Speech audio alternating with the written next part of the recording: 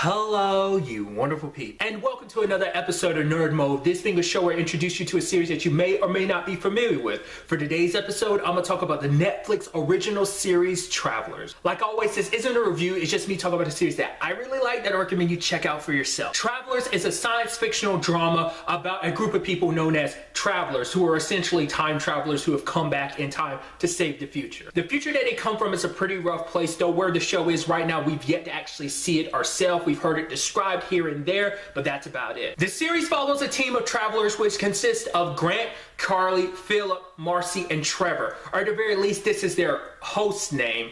I'll explain that a little bit more later on. What's also very interesting about this series is that even though we're mainly focusing on these 5 travelers, there's actually a lot more travelers out there. And by a lot more, I mean like thousands.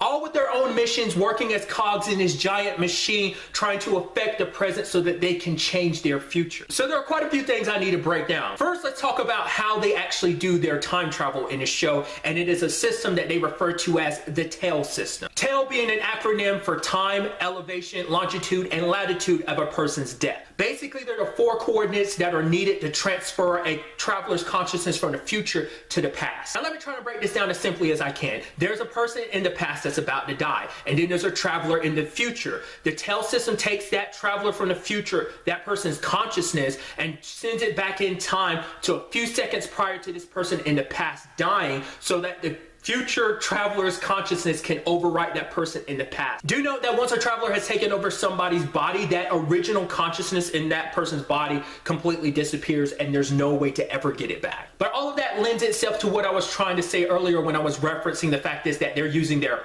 host name. Do also note that this is just me scratching at the surface. There's actually a lot more to the TEL system. But really going into it too much further would be me entering spoiler territory. But what I can say is that as the series progresses, you learn more and more about the TEL system, in particular how it operates and why it works the way that it does. They actually do some very interesting things with the TEL system as the series progresses. What's also interesting about this whole situation is that the travelers themselves do have rules, or at the very least protocols, that they have to adhere to. For example, like Protocol 3 being, you are not allowed to save or take a life unless instructed to do so. Essentially, they want to keep as much of the timeline the same as possible, except for these key moments in history they have to change to make sure that the future changes. Another protocol is the fact is that when they're not on mission, they have to live out their host life, which that protocol plays a big role in a series where the characters have to balance completing these missions while also living their host life. You essentially possess a person's body and have to live out their life, which is a very sad, weird, and very messed up and complicated situation, especially when it comes to our main characters. The series does a very interesting thing when it goes about telling its story and revealing plot points. I guess you could say it's like very particular about when it reveals certain information to you, because it's not like everything in the series kind of hits you all at once. It's slowly trickled out over the course of the series until everything kind of builds up into these major plot points. That same thing can be said about the antagonist of the series as well, which that in itself is a whole other conversation when it comes to the whole how they build up their antagonist. It's almost kind of like